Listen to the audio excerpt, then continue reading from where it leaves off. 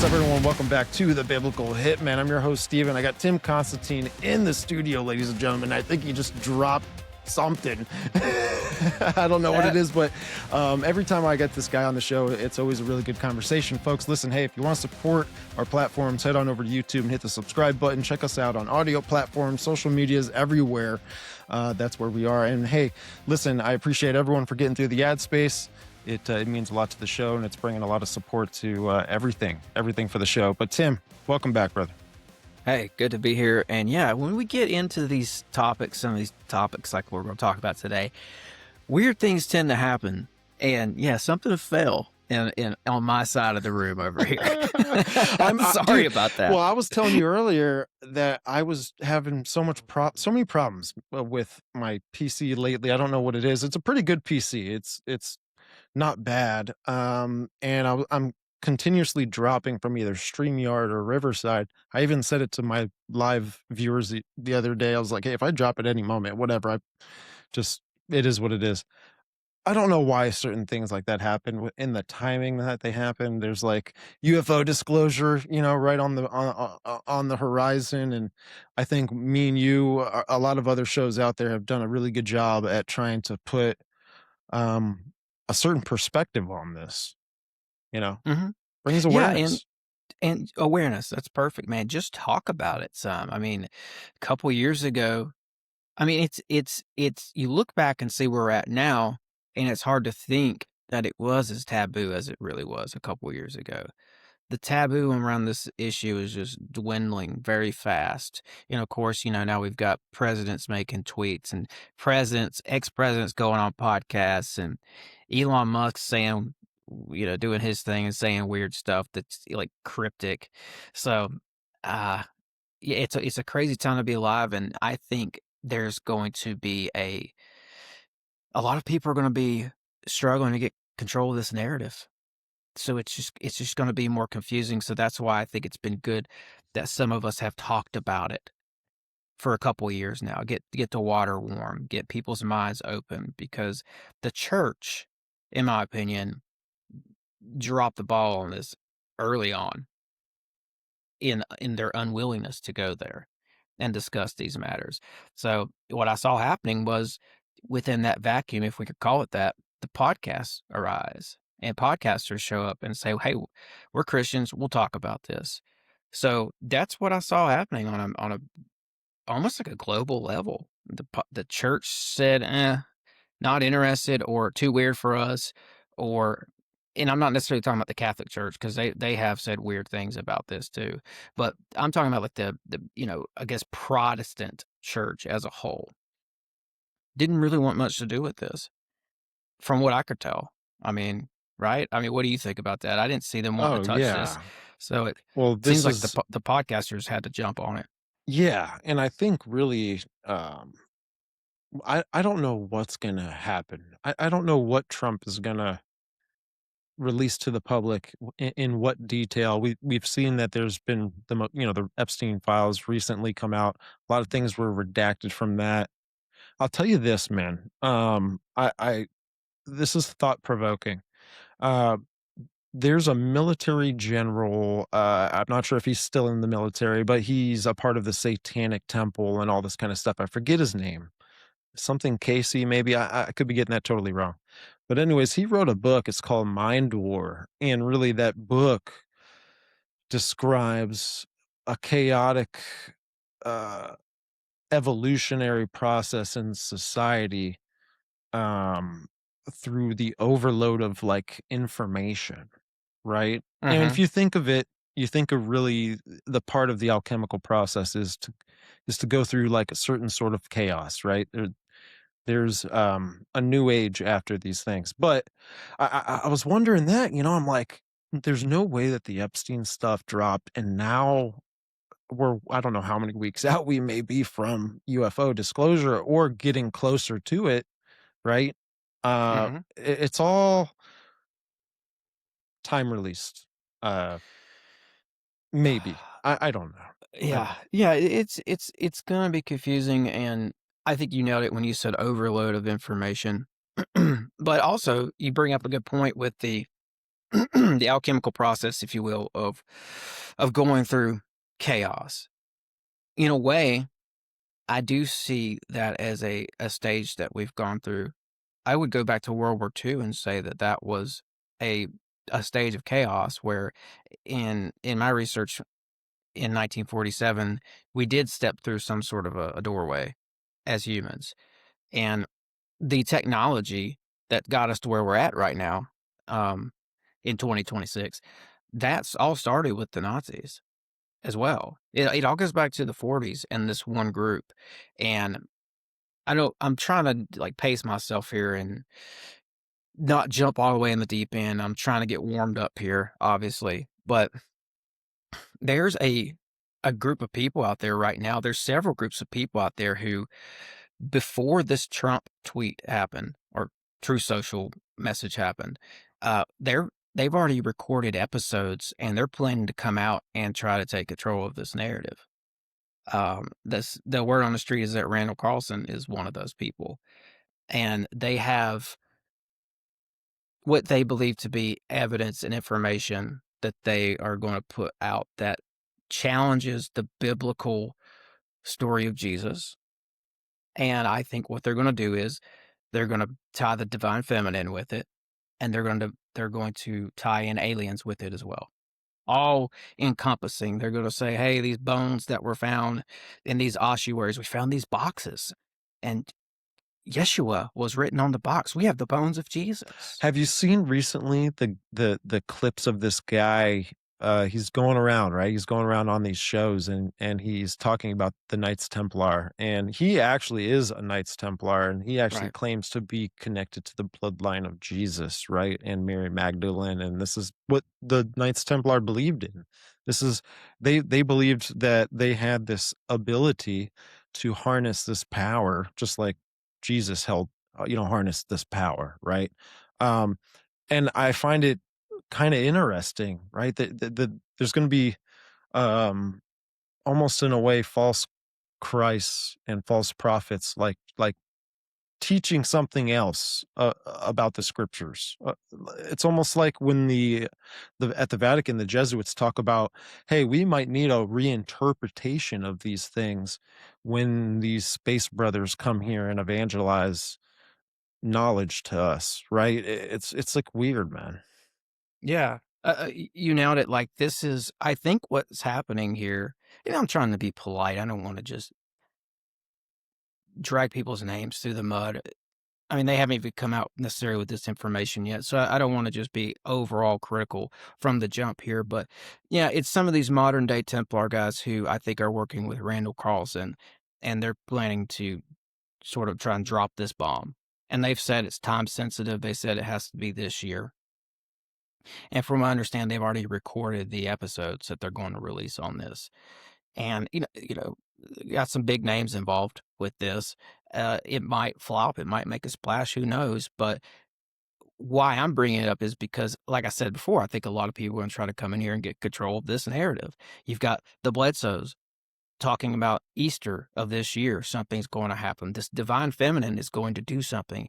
Easter of this year. These guys are going to tie in the divine feminine. They're going to say, we have holy books, and these are books that are mentioned in the Bible, but they're not in the Bible. They're lost. And look, the divine feminine's in here. This is what this is. There's a duality to God. There's a male and a female God, a version of God, which I'm not necessarily totally against, but they're going to lean into the Gnostic version of that and present it a certain way, I think. And then they're going to tie aliens in with it. And then there was a couple other things. Oh, you've got the Spielberg movie that's set to come out right at the end of all this.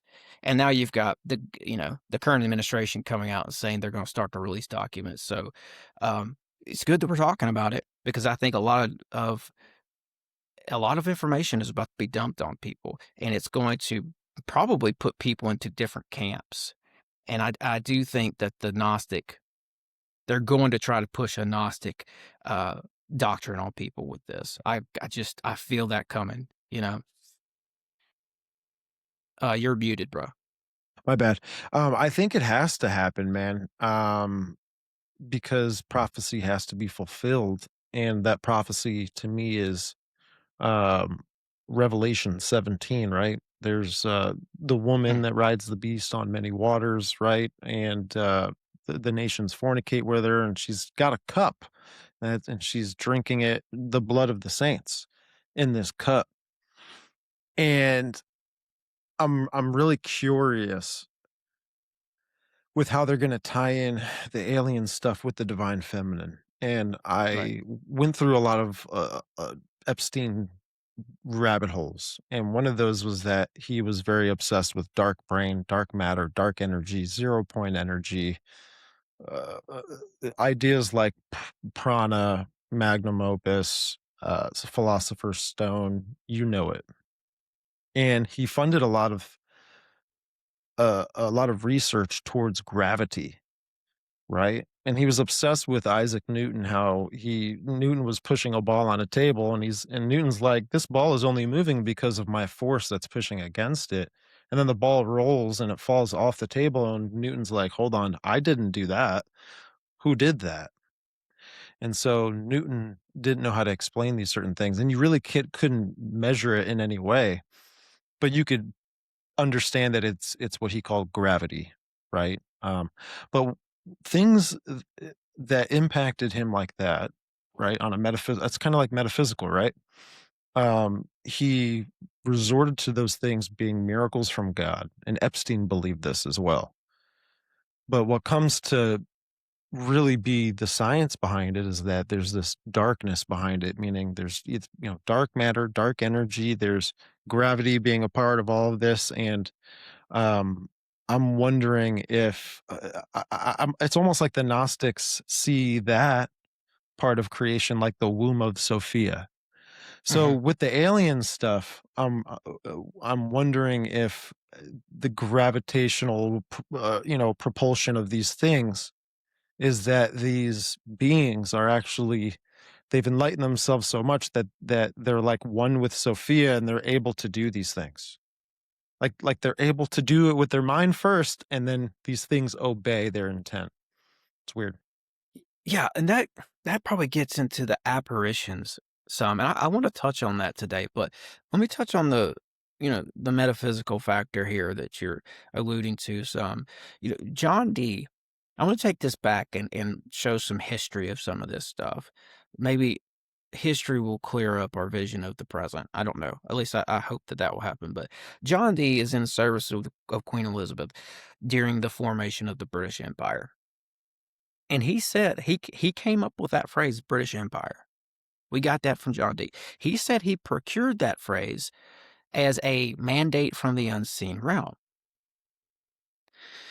And if you track this throughout history, it makes a thread that's interwoven with the divine feminine. Of course, John Dee was and Edward Kelly were scrying. They were talking to entities that aren't human, and a lot of some of the stuff that they were gathered from those sessions was Ishtar revelations, is what I'll call them.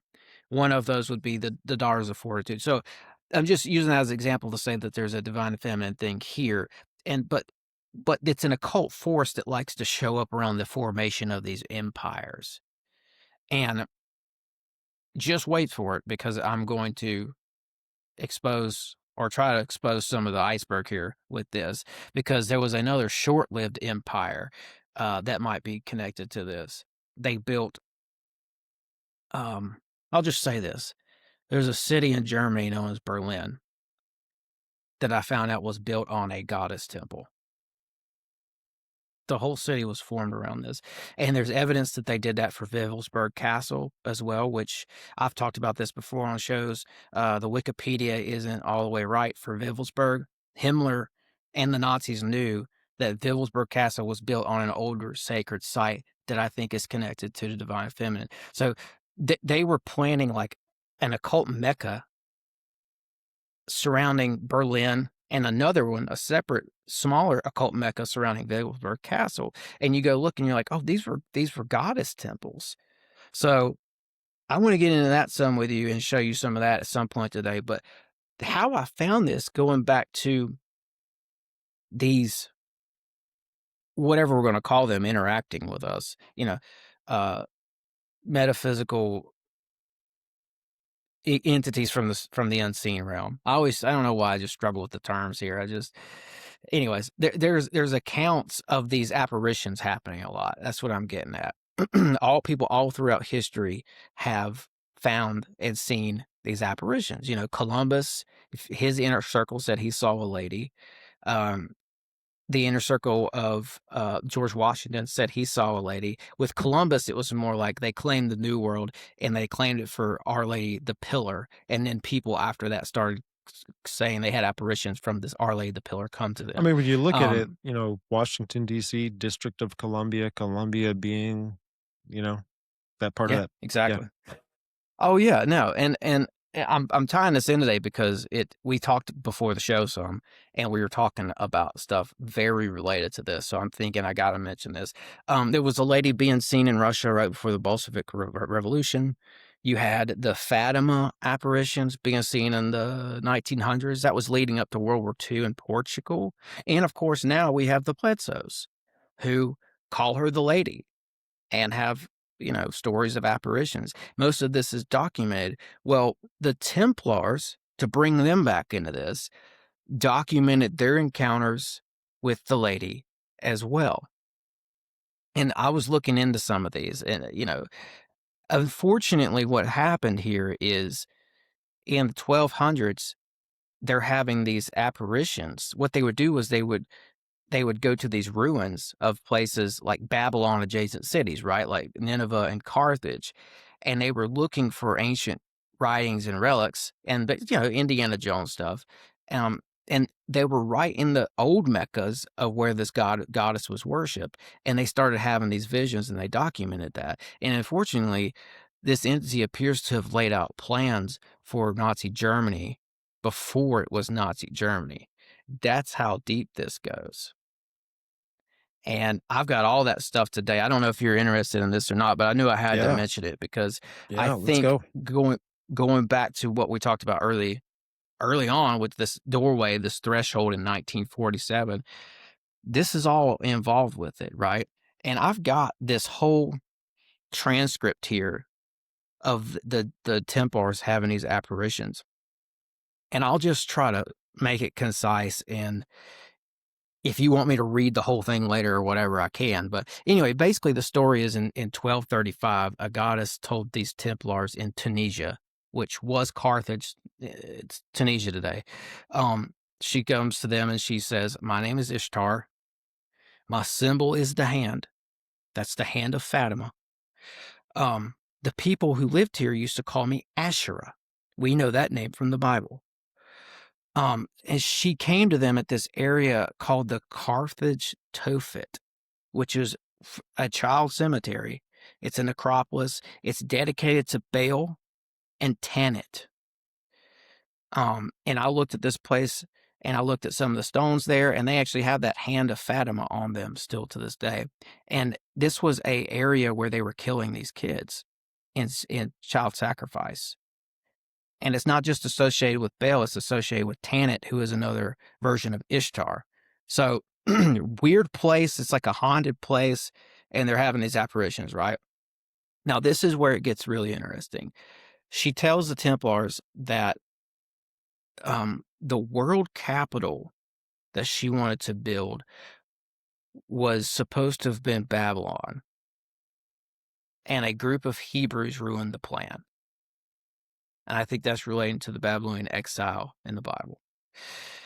And she says to the Templars, Babylon didn't work out. The Hebrews ruined it. The new world capital is to be Berlin.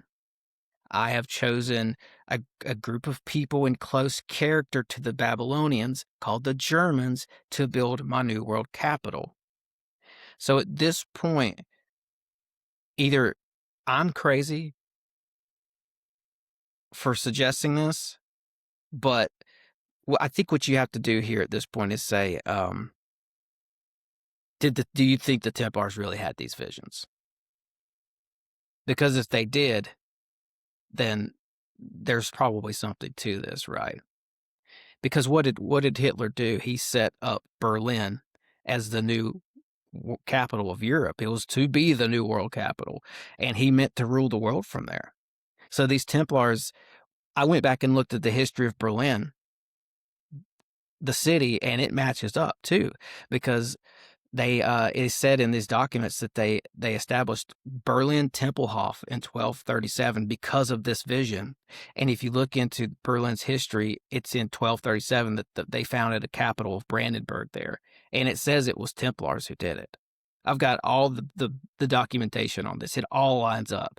Like everything that was said to them in the vision manifested itself in history, solid history. We can go back and check. So just saying, I got haters now. I got to say, you know, I do have the, I got haters online now. People want me to show receipts for everything I say, Right. and that's fine.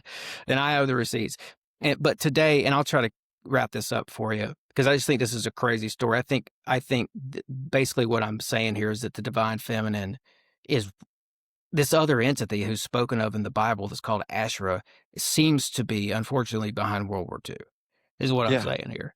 Yeah. Well, Um, look at the go ahead. characteristics of the goddess, right? It's she's got a warlike spirit, right? So Yeah. there's always like some sort of this divine feminine has influenced some sort of war, uh, if not all of the wars throughout the ages. We just don't really know the specifics of it, right? Yeah. We don't know these secret or hidden stories or encounters or experiences that people really don't talk about with George Washington or John Dee or um, anyone, right? I mean, it's popular today through the Bledsoes, but this has been happening for a long time. And there's usually like some sort of progress or change or evolution when this entity comes and influences that person to go and do whatever it is that they do. They I mean, George Washington's kind of started the country, right? I mean, John Hmm. Dee, right? The British Empire. It's just there's some sort of I don't know, right? It's a spiritual event along with physical stuff playing out to it. Hmm. Yeah, absolutely. Absolutely. And I'm late to the party here. So I'm just trying to do my best to research it and bring it to light.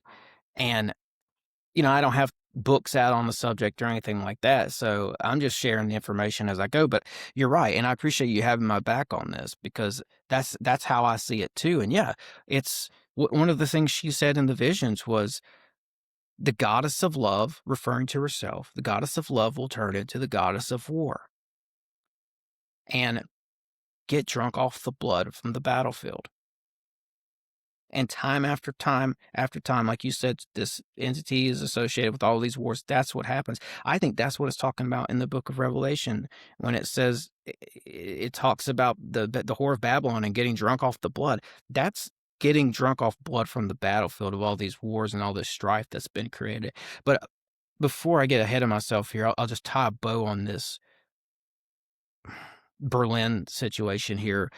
She told them that Temple Hof was to be a secret temple where they were to store their knowledge. Templars were to go there and store knowledge at this Tempelhof place. And that's a name.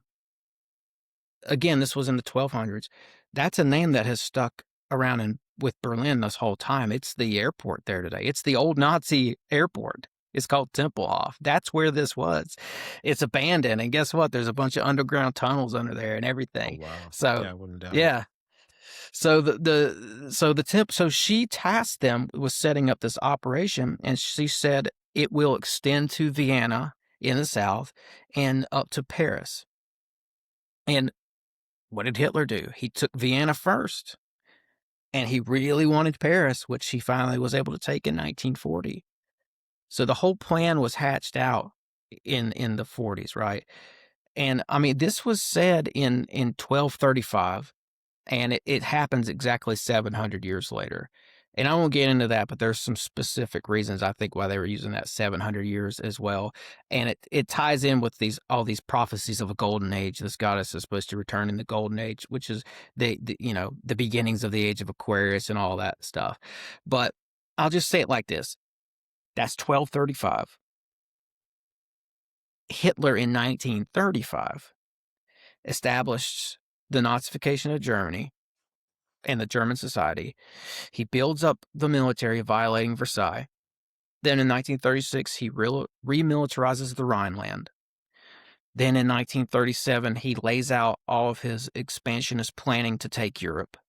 In 38, he does indeed take Vienna. In 40, he takes Paris.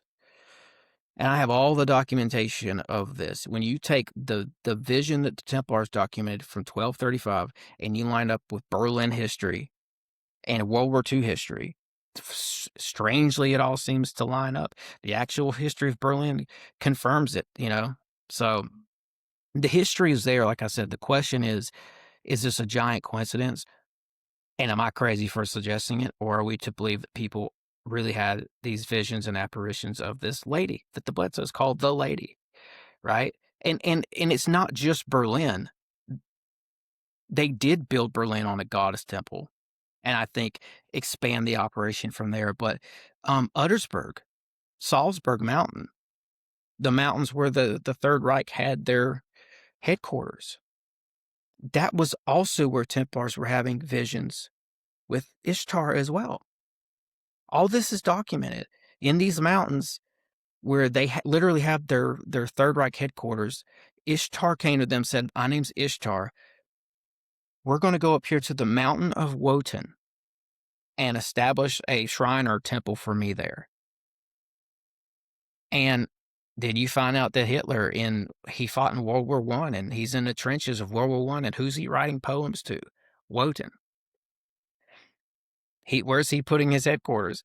The mountain of Wotan, where the goddess apparitions has. It's just too much for me not to mention it, And again, it's the goddess of love turns into the goddess of war and gets drunk off the blood of the Nazi battlefield. Well, when you look at this whole thing that we're talking about, right? Revelation 17, it's really it's structured, man, just like how ancient Babylon was, right? And when you have Nimrod being the king of Babylon and he dies, right? His wife is trying to come to power, and the way that she does is she does it through what I believe to be a deception, where she makes everyone believe she's been immaculately conceived by the sun, and the sun god was Nimrod, and that's bull worship as well. And that she was impregnated with the spirit of her husband, and then she birthed this child, and it was her kid, but it's the spirit of her husband living through the child. And when you think of that, man, I think that's where the divine feminine can come into this as well, where when you look at just the apotheosis rituals that we do with our presidents every year, or the ancient Osiris connections that you can make with it, that leader is coming is symbolically coming out of the capital, where that's symbolically showing the birth of the Antichrist out of the womb of Isis, right? Okay. And the obelisk would be representing, the spirit of Nimrod, okay, which is living through that leader that just got birthed, and it really hit me pretty hard thinking of that, because St. John's Cathedral in New York City actually shows some weird statues, man. And it's really weird. I really encourage everyone to go look at it yourself. But on one of the statues, the pillars at the base of it, it's showing what looks like an egg from the movie Alien, and it's opening up almost like a plant at the top. And coming out of it is a baby's head. Okay. And underneath the egg, you have a ram with two horns. And it's just wicked crazy, man, because it looks identical to in one of the alien movies, Romulus. There's a hybrid that gets formed at the end of the movie of some sort, and when it's birthed, it's coming out of the same egg, dude, and it's the same face, and it's weird, and it's like this thing is like a Nephilim, like it's insane, right? This creation, and it's sexless, right? It's almost like completely perfect and balanced. right? If you want to go the occult route with that. But I think that's something too, right? With the divine feminine is that it's to birth something. You know, when you look at when you look at the Whore of Babylon, doesn't talk about her being pregnant or anything, right? Um, but she's riding the beast, so she has a relationship with the beast in some way. Now, Mhm. to what Oh, you yeah. were saying, to what you were talking about with Hitler and everything that they've been a part of, right? Vril society, Thule, on and on. They were known for experimenting with gravity and creating some sort of, you know, vehicles that are able to propel with gravity. You know, yeah, you've got the bell, right? Or you know, there's been stories of that they've also messed around with what I think like mercury or something. It's just this another idea of some sort of ether that they're playing with, right? And I wonder if there's a connection with that, with gravity, the forces of the universe, and how how humanity is able to manipulate it. Is it because that's how Sophia is trying to interact with man, is trying to bring mankind to a state of consciousness where mankind realizes that they can become one with Sophia, meaning they can get this, like, for example, Kundalini awakening, or how to house the chi, or you know, just these metaphysical practices from like the Eastern religion have some connections. But so I know I'm kind of all over the place, but I think this force has something to do with it, because when the Antichrist comes on the scene, he's the one that's able to use this force better than anybody, and he's the Maitreya, and he's to show mankind how to be led into this kind of enlightenment, right? So I Right. don't know, man. I'm trying to piece things together. Yeah. Well, no, I definitely think there's a lot there that you touched on. Um, I definitely want to come back to the connections with the divine feminine and the beast. Absolutely. If we're talking World War II connections, the Vril Society, that Mhm, they based that off of work out of the occult that they pieced together. Some of Blavatsky's work, some of Edward Bullard Lytton's work on this ether field. They called it a vril force. It was kind of like the Star Wars, the force in Star Wars, where you could summon up this power and use it mhm, to do stuff, like a life force of the earth or something like that. So that was the Vril Society was very much centered around that concept. And then you had the On and Urbane Society that was centered around going out and finding relics and manuscripts to do with this type of technology. Um, Basically, to wrap that up, we know that the top Nazis were occultists, and that was hidden from us. That's if you're just joining the program here, and you've never heard my show or Steven's show, and we sound like absolute nut jobs, it's because this history was hidden from you. It's not in the documentaries, it's not in the history books, and I'm sorry about that. That's why we're here. That's why we do shows like this, to try to bring awareness to this. But the Nazis were 100% occultists. What I did not know when I started this Nazi occult research that I was doing, a couple years ago, was that the occultism in and of itself was run by this ancient force. And it incorporates all these other little things like the real force and all that, whatever that is, right? The occultism in and of itself that the Nazis were enthralled with was run by this so-called divine feminism, in my point. That's the factor behind the whole operation. That's what I'm finding, right? It turns out something was running the occult itself, if I can put it that way and make it make sense. In this case, uh, goddess worship for these people is the occult. And that's it all pinnacles up to the tip of the pyramid, and the tip of the pyramid is these top dog entities, is what I'll call them.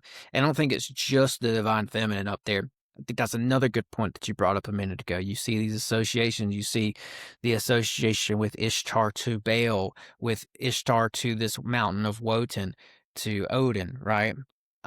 You brought up the androgynous aspect of some of this, and it's hermaphrodite, Hermes, Aphrodite. So she's always associated with these male Hasatan-like figures, in my opinion. Zeus, Jupiter, Wotan, Marduk, Baal. There's that. That's Satan, the power of Satan. Then there's this other thing off to the side. And I think that gets into, and I'll show you later if we can, where I think this is alluded to in scripture. I think scripture talks about the serpent and the lion. And sometimes when the Bible talks about, well, here's first of all, it talks about them two side by side in some of these verses, and I could pull that out in a second. Sometimes when it's talking about that lion, I think it's talking about this goddess, this ancient. I hate calling her a goddess, man. I'm trying to find a new word. It's like, what did I see the other day? This is a deity, a female deity. So I think I just derailed myself there. But back to Babylon for a second, because I do want to tie this in. We all know now, or some of us who've done the research know now, that goddess Babylon was also Ishtar and Nana. The whole city of Babylon, like I think was alluded to in this vision, was set up to be a world capital city. They were trying to run the world out of there. And at the center, like I said, at the center of that is this goddess worship. I think that's exactly what we saw in World War II. That's what I'm starting to see. But reading through the Old Testament, right, I'm always like, I'd always get to this part about Nebuchadnezzar in there, and I was like, why is God always referring to him as my man, so to speak, my servant, Nebuchadnezzar? Because the Babylonian exile was used by God. See, I understand this now. It was a spiritual insurrection planned by God in Babylon, and he was using Nebuchadnezzar to be to hash out this bigger plan, right? 5D, 4D, 10D chess, whatever you want to call it. Like, Nebuchadnezzar is just a pawn on the board at this point for this bigger plan. The Hebrews were marched into Babylon to ruin this entity's plans for whatever this world capital thing was supposed to look like. And then you see, if you go into Jeremiah 28, I think it's 4-9, God says, Hebrews, when you're in Babylon, pray to me for the welfare of this city. Don't listen to the diviners and the prophets who will lie to you because they're under her control. Historically, we know that's her city. She's the goddess Babylon. They're lying for her. God says, no, when you're in Babylon, you pray to me and ask me for welfare of Babylon. So, yeah, I think that's how the first world capital of Babylon was ruined by the Babylonian exile of Hebrews. It all makes sense to me now. That's wild, man. It is, man. Um, and I wanted to add this where, um, Alexander Hislop talks about this in his book Two Babylons, where, and again, like take what you want from someone else's research, but it's all cited, and in his book, he's trying to build up in a way this identity of the Catholic Church that it is Babylon of Revelation. But I found this kind of interesting when he was talking about when Semiramis came into power, right? And a lot of historians will tell you that her husband was Ninus, but a lot of people as well in the community will say that that was Nimrod. So when she came into power, she came in with authority, especially after just this miracle that just happened. Well, she started to go to war with all of the cities around her who would not, you know, be brought into her kingdom. And so the interesting number that stood out to me was that she went on this reign, right, of territorial takeover and military strategy, all kinds of stuff, right? Well, she reigned for 42 years. And in Revelation, I think it may be, or Matthew 24 or whatever, it's a part of the prophecy when pretty much the Antichrist is to come and basically have a certain kind of authority for 42 months, right? He like comes on the scene and he's able to, I think, like this is great tribulation, right? That's expected, I think, to go on for this long or whatever. I could be getting it wrong. But anyway, that kind of stood out to me too, where that's biblical. And then what actually happened in the real world was that Semiramis, being that divine goddess, went and pretty much drank the blood of the saints, right? Like in Mhm. that scenario for 42 years. So I find it interesting. I don't know what you think about that, but I mean, yeah, and that's another one of these associations. You see Semiramis associated with Nimrod and some of these other male embodiments of Satan. Let's just call it that. And you're good. Keep going. I didn't look. Okay, I'll make sure you're still there. And I've got this list of names here. I think I forgot to mention this. This goddess was one of the things that she was when she was appearing in apparitions to the Templars and to other people throughout history. I think even Bledsoe says that she told him this, that she goes by many names. So I just want to point out that, yeah, I think Semiramis is definitely a part of that. And on the list, you've got Edu, Isaias, Asherah from the Bible, Ashtoreth mentioned in the Bible, Cybele, Re, Venus, of course, Atar, Isis, Tanit from earlier, where she says, I was known as Tanit here, or the people called me Asherah here, and then Tanit or whatever. Tanit's like this Carthaginian goddess of love and war, the consort to Baal. And Ceres, Virgo, Terra, the list goes on. Different groups of people had different names for this. So I always think that it's good to point that out. And another thing I'll show here, just so people know, like, I'm not just making all this stuff up. The Knights Templar, this is the official history. The Knights Templar established a Kampfterhof, which is commandery in German, in the Tempelhof area of Berlin in the early 13th century, creating a fortified estate that gave the district its name. It was first mentioned in a 1247 deed. This agricultural and defensive site secured the land, paving the way for the area's development at the Templars' hands. So that's, I just want to say that's the official history of Berlin, is that the Templars established it. Yeah.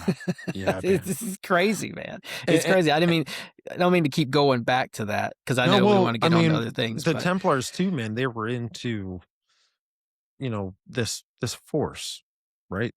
They were into trying to alchemical, through alchemy, just trying to maybe manufacture it, maybe make it in doses of some sort or whatever, like a elixir of life or something.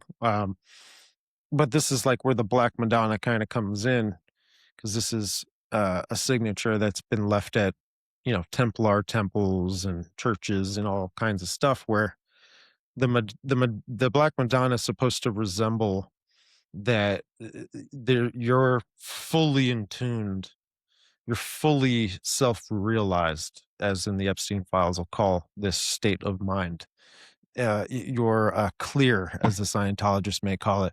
You're self-aware. You are so encompassed with and in tuned with the universe that you're able to house this energy, and that's where this dark color comes to the statues. That's the significance behind the dark, because in the end, scientifically today, we can prove that this stuff that they were talking about is actually dark matter, dark energy, but there's occult sciences that can manipulate this metaphysical stuff. I mean, it's physical, but it's in a way got different capabilities and laws than like our normal stuff. So, and it's everywhere in the universe. It's actually, I was listening to a physicist talk about it, but she describes it as basically like the womb of creation. And when I heard her describe it as that, I was like, there's another kind of stupid connection with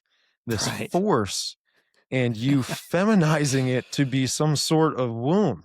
Now, here's the thing too with the Black Madonna is she's holding baby Jesus, right? But to them, they see that as Maitreya.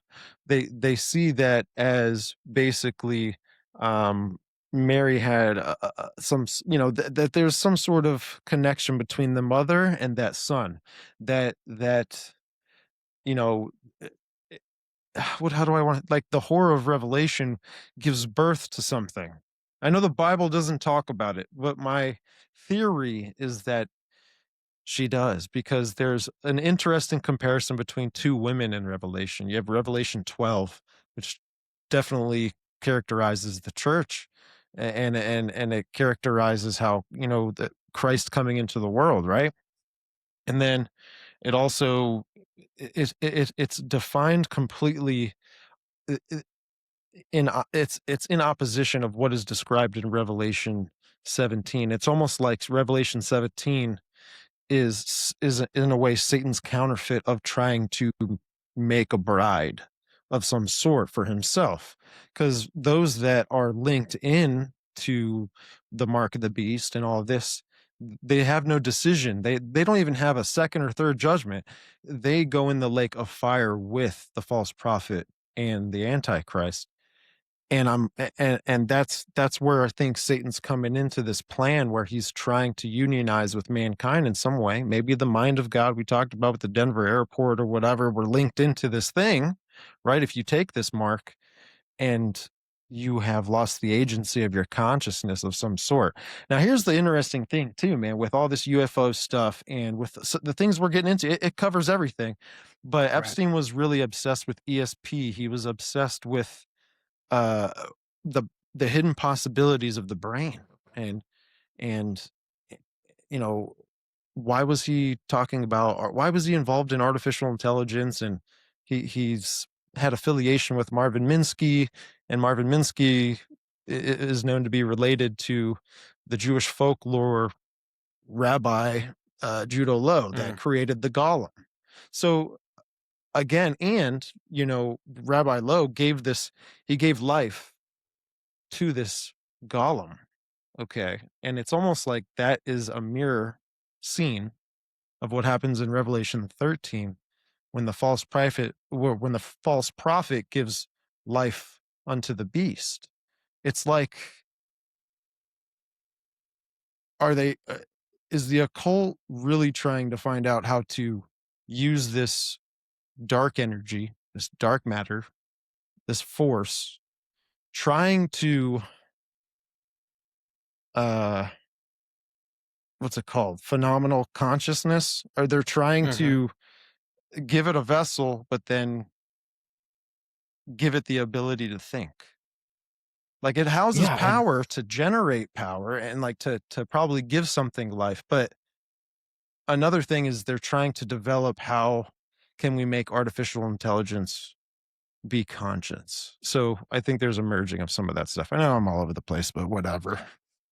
yeah, well, that's and it's an energy field that some of them are gonna call Sophia. They're gonna loop in all the Nag Hammadi Gnostic mysticism. They're gonna bring in the Jewish mysticism as well, and say that this energy field is associated with that. And yeah, to point out something you said there, there's so much lore associated with this. It's almost comical. Vril, Black Madonna, Black Goo, which I know we're gonna get into that some other time. These apparitions are, and of course the UFO thing. Like, so back to UFOs for a second to sort of loop that back in. So, for me, I mean, that's where we're at right now. This is UFO world that we woke up. I woke up in UFO land this week. This is just where we're at. So you got to think, man. This has been a journey for me. I started out seeing these clues. Okay, I remember when everybody was on their show talking about the Babylon working. Everybody was talking about that on the podcast. Oh, it's weird. Jack Parsons. So I took it a step further. And I went and found the documentation of that because this is what I do. I want to go see what these people, if they have these experiences, I want to see what they themselves say. I want to see the Templars' own words. I want to see Jack Parsons' own words and L. Ron Hubbard because they both documented it. And I said, when I got into that, I said, this is a ritual to Ishtar. Why is nobody talking about this? Then I find out in the same desert where they did the Babylon working, same time frame, another guy got led out there. And this is what she was telling the Templars. I led you here and you just didn't know it. Like breadcrumbs, like Ninth Gate, the movie, like I'm gonna send you down this Da Vinci Code rabbit hole thing. Another guy, George Van Tassel, goes to the same desert, doesn't know Jack Parsons or Elron, and he says he contacts an entity called Ashtar, which effectively starts the UFO contactee movement of 1947. And at that point, I fell down a rabbit hole. And now I'm at World War II was orchestrated from a secret temple in Berlin built by a goddess and goddess worshiping Templars who were told to start a world capital city because the first world capital city of Babylon fell through. And that's just how this goes, man. This is that crazy. And like, it's not just Jack Parsons and George Van Tassel. I mean, there's so many other connections there to this early UFO, the beginnings of the UFO movement, the modern day UFO movement seeped in Ashtar Command, Goddess Babylon, Ishtar, and Nana, all that stuff. It's all there. You had the Venusians. What was that guy's name? We talked about him on a show once.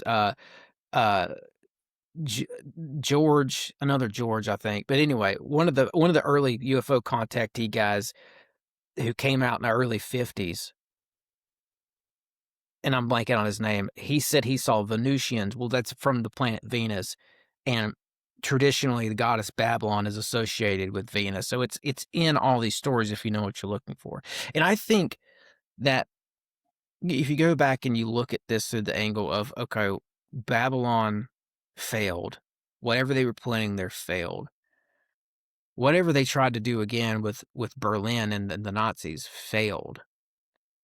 The next time we see something like this, is that going to be the Book of Revelation and the end times and the whore of Babylon? The priestess of Babylon is what I've come to know her as with my research, because I went back and looked at that word whore, and often in the ancient world, it meant priestess. That gives a brand new connotation to this. That's like, this is something that knows how to do magic.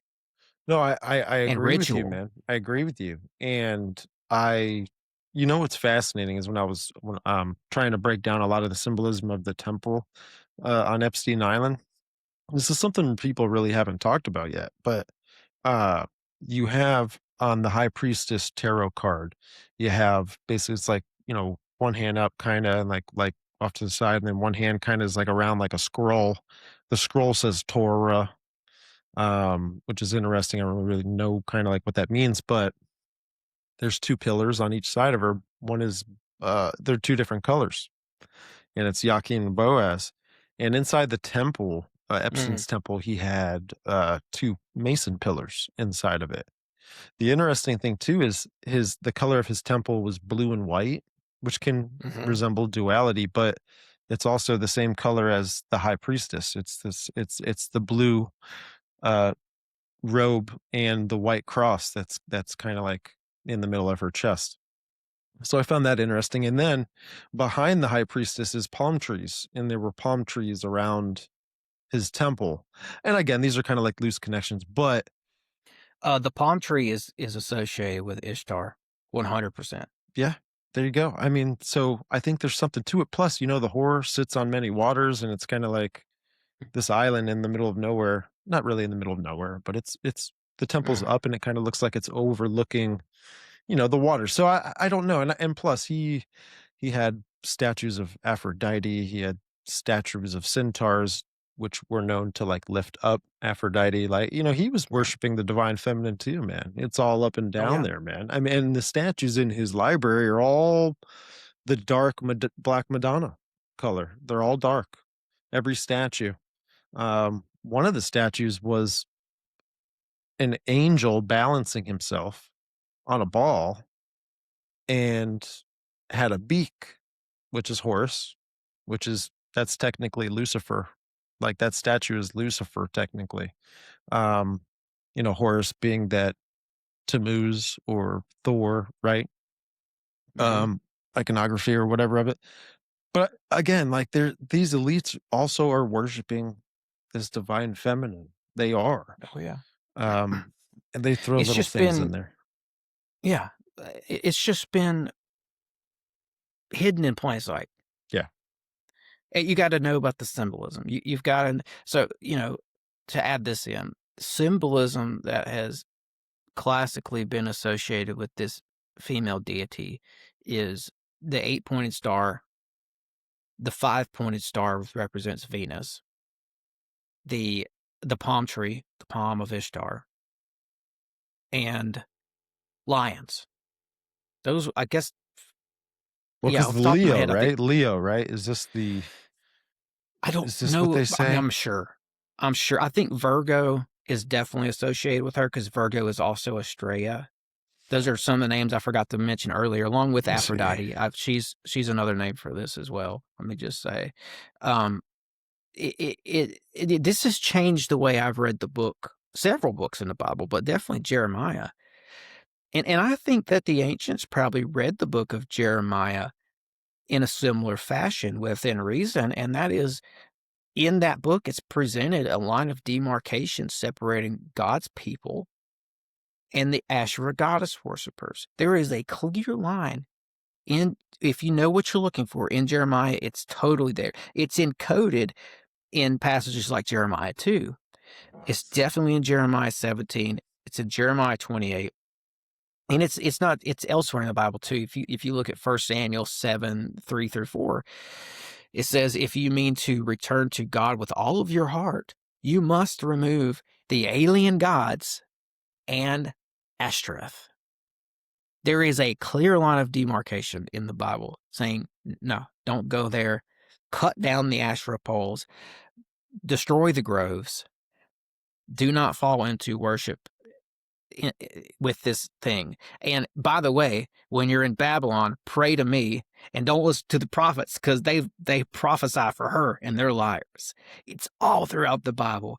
And I mean, I'm not trying to say that the lion in scripture is always this.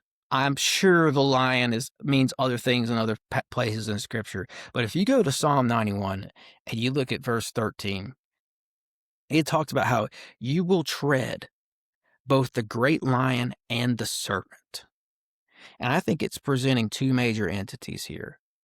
And I know who the serpent is. We've done shows on that. Who's the lion? And I got to just think, in the ancient world, that lion was the goddess. You could go back countless reliefs of Ishtar and Tiamat. She's always pictured with the lion constantly. And then you take Psalm 91 and you cross-reference that with Isaiah 30. I think it's 6 through 8. It starts off saying, this is the oracle of the land of Negeb. And oracle in the Bible is divine utterance. This is prophecy. This is like saying, I'm about to start talking about prophecy here. And then what it goes on to say is, the lion, it talks about the lion and the flying serpent. And, again, the flying serpent, that's a dragon. That's the Jewish, in my opinion, the Jewish legend presents this too. That's how Satan got into the garden in the first place. He made a serpent to fly, and he went in there and tempted Eve. That's the serpent. But who's the lion? And then you jump from Isaiah 30 to Isaiah 31, and you go to verse 4, and it says, or it presents the lion again in the context of God coming down to battle. Okay, more clues. Again, it's serpent and the lion. And then it talks about the Assyrian. And again, that's another name for serpent. So what I'm seeing here is a pattern of the serpent being mentioned in its different names and forms, whether it's a dragon or a snake or another name like a Gadriel or the Assyrian, alongside the lion. And if you back up and go to Isaiah 30, I think it's 8, because I skipped over this, it says, come write this down for a time which is to come. So throughout this whole thing in Isaiah, you have this nod to the end times here. Isaiah is talking about stuff that is to come. And what it is, if you back up and look at it, it's an end times discussion revealing a distinction between the serpent and the lion, in my opinion. And I think you could follow this patchwork throughout Scripture to start to see this over and over again, serpent, lion. And I think what it is, it's the two main players. It's the Hasatan and it's the Asherah. And I mean, there's the patchwork of this just continues from here. I mean, there's a Deuteronomy 32 connection to Psalm 91 too, where both passages use that word pinions and eagle wings to describe God's protection in the midst of all this. It's like you got these bad guys here, but if you're a child of God, you have protection. So it mentions that word minion or pinions. It's like the eagle claws that hold us believers and keep us safe. And in Deuteronomy 32, it says, in chapter 32, verse 12, it says, no foreign god was with him. And then you look into foreign, and you cross-reference that with 2 Chronicles 14:23, where Asa takes down the foreign altars. Well, what are the foreign altars? Those are the Asherah poles. And I'm getting into the weeds here, I know, but what I'm saying is this is a patchwork of Scripture that ties back to the lion and the serpent, ties back to Psalm 91, verse 13. And it's just this powerful passage about a person walking with God with the protection of the pinions, again saying, you will tread both the great lion and the serpent. So we know who the serpent is. I'm just trying to say maybe it's time for us to understand what that lion is. I see what you're saying. I have up here too, and it says some other related scriptures to that one. And who not? You've probably maybe said one or two of these, but Luke 10:19, and it says, Jesus tells his disciples, I have given you authority to trample on snakes and scorpions and to overcome all the power of the enemy. Nothing will harm you. So it's connecting, right? Mm-hmm. To what you just kind of covered. And what's wild, bro, is I gotta go back, look this up. And I'll throw this in ahead. real quick too. An obvious verse that I didn't mention, Genesis 3:15. That's definitely the serpent, right? And it says the children of God will bruise the children of Eve, aka the children of God, will bruise the serpent's head. So if that's the serpent, who's the lion? You know? No, I like what you're saying. Well, picture this, bro. So the Hindu goddess who rides a lion is Durga, as a warrior goddess and a form of Shakti, divine energy. Bro, what were we just talking about? That's it. The lion, no, the lion is Sophia. It's going to be Sophia. So here's the thing with this photo too. I should rephrase that later. So you know what I think it is, dude? Okay. So Durga is this Hindu god, and she has 7 arms. Okay. And she's riding on top of the lion. And so right, that's probably like the connection I can see with this, because this isn't just the only religion that has this kind of iconography. There's many more out there, but I kind of find that interesting too, because this Durga also sits on, or they've taken a statue of her and have put it in the ocean, actually, in that area out there in the east. I have to try and find a picture of it, but I know I've seen it. I've seen it in a documentary where they're literally lifting this thing and they're putting it out into the ocean, which I'm tying in like Revelation, right? I'm tying in Revelation stuff here, symbolism that is to help us kind of maybe steer us in a direction of how to kind of understand these things. You know what I'm saying? Like the line, I kind of like what you're pointing out. That's interesting. Okay. Man. So here's some stuff from the internet that I just pulled up because I wanted to take it a step further here and see what came up if I was to type in Goddess Babylon lion. And of course, a lot of images popped up that I'm familiar with. One I didn't mention is the Ishtar Gate that Nebuchadnezzar built for Ishtar has a lion on it. And then it says here the key aspects of the Ishtar and the lion is the lion, along with the eight-pointed star, was the primary symbol of Ishtar, often representing her dominion and the lioness aspect of her nature. Ishtar Gate, over 100 lions created from glazed bricks lined the walkway leading to the Ishtar Gate, which was dedicated to her. These striding lions were meticulously crafted, often featuring white bodies and yellow manes.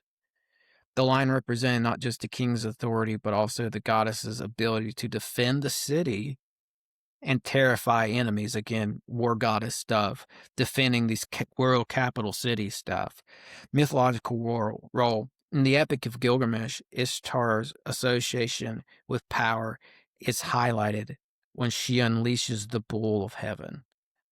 The I bull don't of know why heaven. that's, yeah, the bull of heaven. That's like bull worship is Nimrod. Nimrod worship, sun worship. Yeah, okay. You know what I'm saying? So that might Yeah. be a little connection with that. Yeah, dude, and you're right. I was thinking of the Ishtar Gate, and I was like, yeah.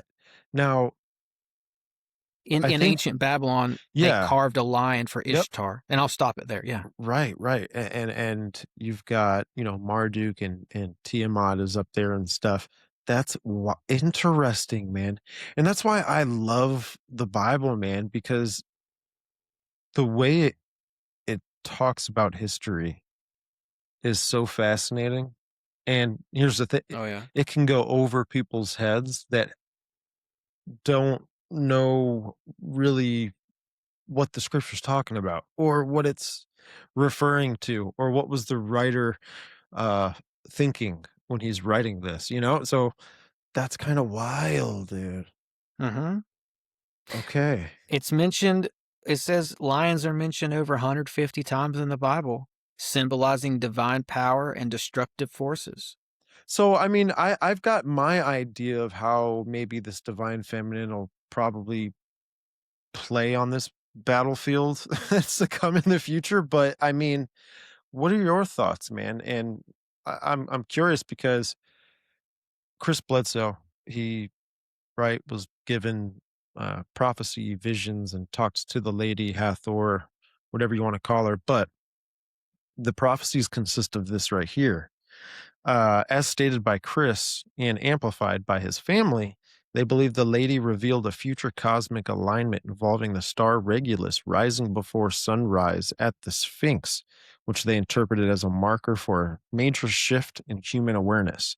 This alignment was described as occurring around Easter, which is Ishtar, right? It's like, Right. like fertility, right? Which the fertility part of it is linked to the offspring, right? Tammuz is a fertility god and all that kind of stuff. But anyways, back to this. Yeah, Yeah. one quick thing here. I think it's an Acts, but I'm not 100% sure, but there's the KJV changed a word to Easter.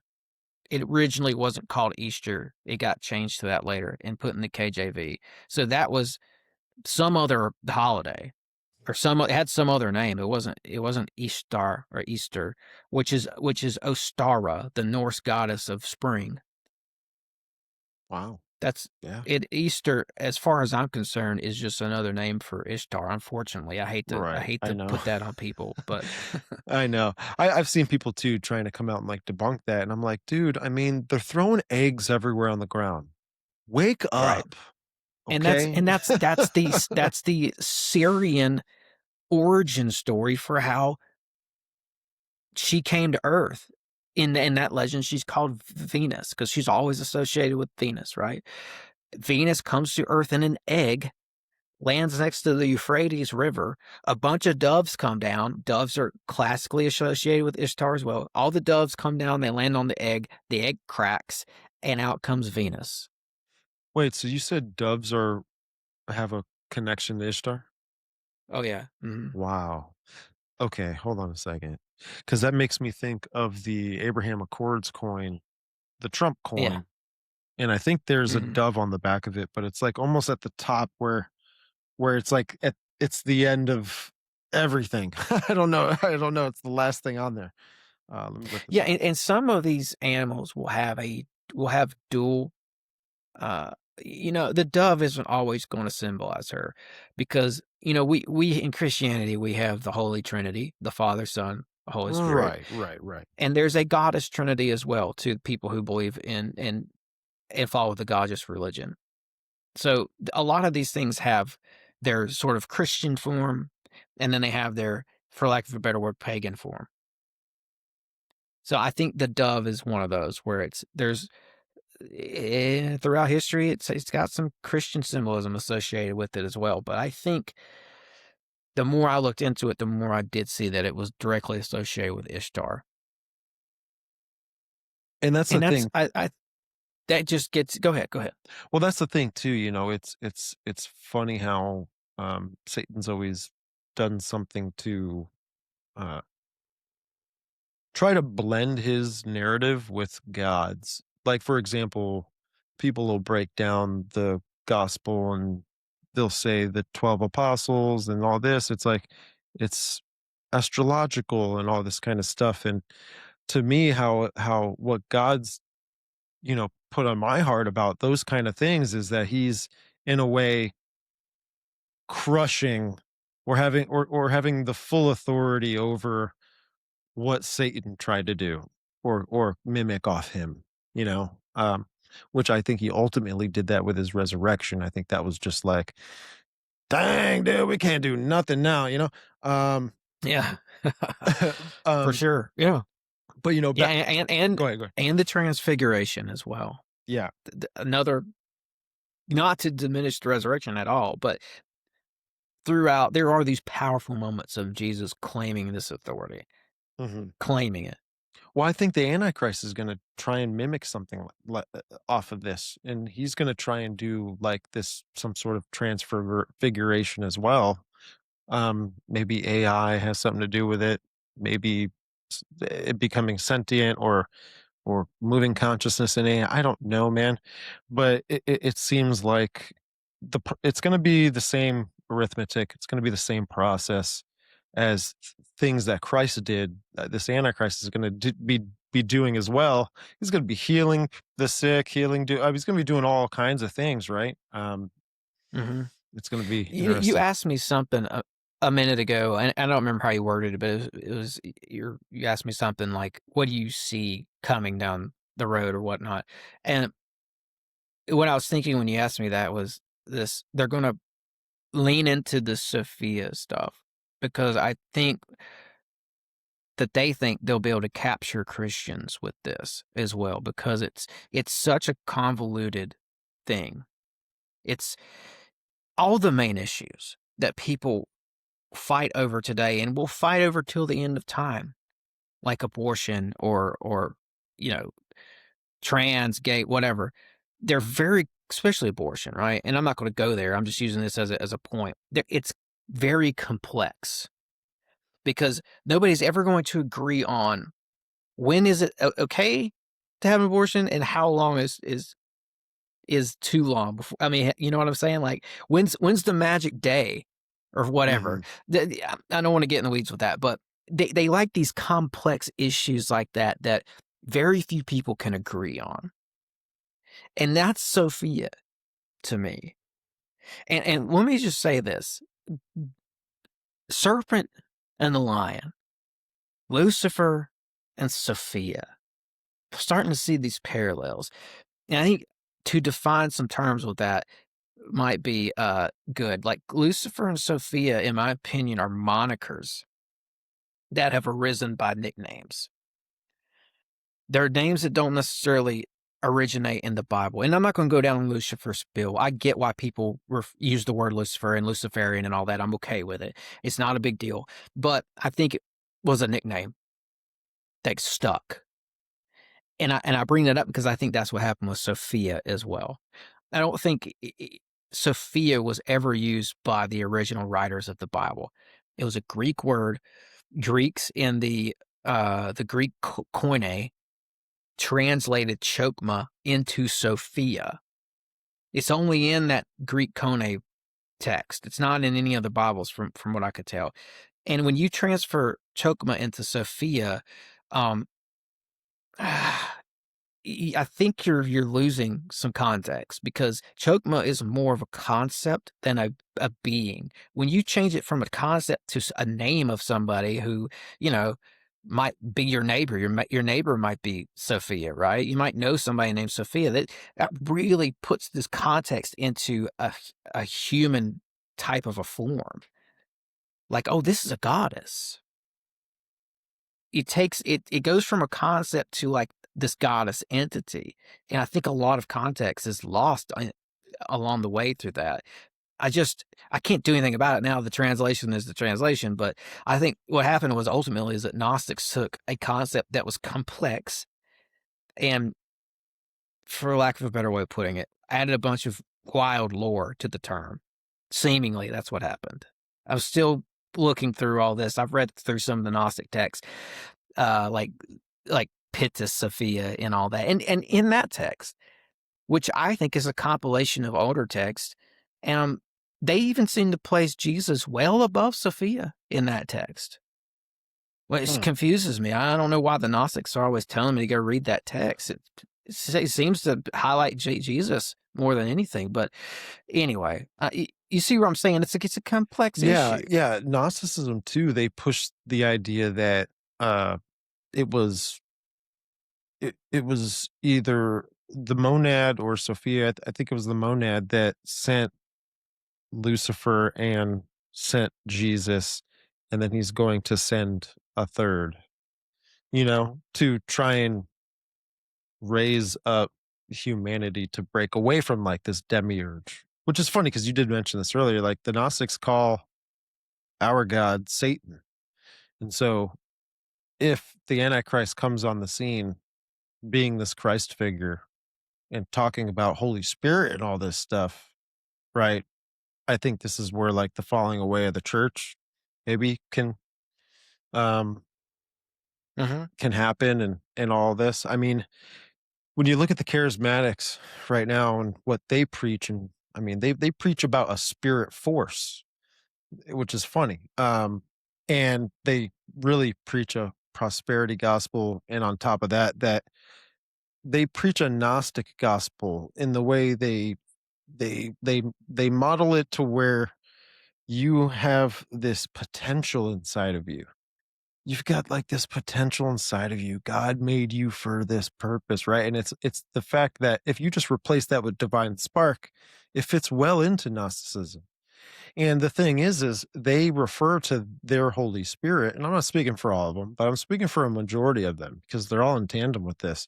They will, they'll, they'll talk about the Holy Spirit as a woman, as a she, as feminine, Right. and I think it's clear like what God is, right? And that's kind of alarming to me. I don't know, for me, my perspective, because I see the Bible talk about a falling away, and really these people think they're doing the right thing, but they've been infiltrated probably from the inside and led to, you know, interpret certain things, and whatnot, but like the way Yeah. they do. I don't see any in the Bible. Maybe I just haven't looked hard enough, but I definitely do not see a direct connection between this concept of Sophia and the Holy Spirit. I don't see a clear connection there. Well, they go to Psalms, right? I think it's Psalms they refer to as Yeah, wisdom, the and I've Holy talked about Spirit or whatever. right, and I've talked about this too on shows, and in all fairness, be transparent, I've shifted my views on this a little bit because I don't think I knew what I was getting myself into. I was reading Psalm 8 and Psalm 9 and taking it for what it's worth, and it describes a female essence there, but I know now that it's complex. Chokma is complex. Um, Personally, I think that there was some sort of a female essence around before humans were created, and I think that that was put into Eve. That's just my personal opinion, but I don't think we have to get all crazy and say it's Sophia and that it's the Holy Spirit. Mm, And like, mm. here's a thing I found the other day, and this is somebody who has studied it, and they're presenting what they think, and they said just as Sophia defies definition, her origins seem impossible to trace. Scholars have suggested a Semitic source, like the goddess of love and fertility, Ishtar. Interesting. Egyptian sources, Ma'at, the goddess of conception. Scholars have also suggested Hellenistic sources, like the goddess Demeter, Persephone, Hecate, and Isis. So this is interesting. This some people think this is Ishtar. That's interesting, right? Wait, so And what's yet they it? have What's it found saying? What's it saying again? it's saying some scholars have suggested that Sophia goes back to these sources within the Jewish tradition or Semitic Well, tradition, Ishtar. it's even I think there's one from Kabbalah. They refer to her as Shekinah. Mm-hmm. So yeah, Mm-hmm. so which is when I started looking into that, really and again, this is Well, okay. go Here's the ahead. thing, though. It says it is still unclear whether she was borrowed from a nearby civilization or invented by a latter civilization. Scholars have dated Sophia's textual sources at least 500 years after most of the Hebrew tradition was developed. So, like I said, this is complicated. And here it is. This is saying that she showed up 500 years after the Hebrew text. That's why I said earlier, what I said was that seemingly this thing garnered a life of its own. Starts out as a concept called chokmah and gets passed through all these hands throughout history. And by the time the Gnostics get it, their, for whatever reason, interpretation of this is that it's a Holy Spirit Sophia. Well, Albert Pike wrote too that they believe that the Holy Spirit, when he's talking, first of all, the context of the whole page or whatever he was talking about was this life force energy. And he referred to the Gnostics calling this life force energy Holy Spirit. And in the same context here, he was also talking about how the alchemists were trying to also craft and duplicate this life force energy, either by taking it out of subjects or objects, or putting together the four elements and then creating this energy. It's almost like what they kind of talk about today with 0 point energy, right? It's like they want to try Mm-hmm. and extract this force Mm-hmm. that's giving these things that these laws in physics. But so yeah, man, I'm wondering, yeah. I mean, and I look at, like, going back to the Bell connection here, and let me just say a disclaimer real quick for some of the things that we just talked about here on my end, especially. Like, don't come at me and get mad at me. Okay, I'm trying to look at this with an open mind. Believe it or not, I am. I'm looking at all the sources. I'm looking at what's available to me, and I'm trying to have a reasonable approach to this whole Sophia thing. But there's some stuff that this has turned into, and I just don't see it as being legitimate. And when you look at, like, the Gnostic Templars, it seems like they had something to do with all this, because they do worship the goddess. And I think that this is something that makes sense to people who worship a goddess. Oh, it's a female life force. It makes perfect sense for us to use this in our religion.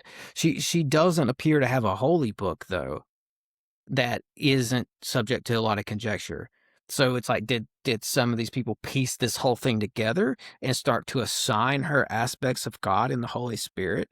Because if you go back far enough, going back to Baal, she was said to be an aspect of Baal, not God, from what I found. And if you go back to Tenet, which is like this Maltese Carthaginian version of Ishtar.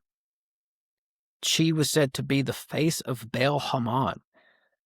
So she's an aspect of the false god Baal.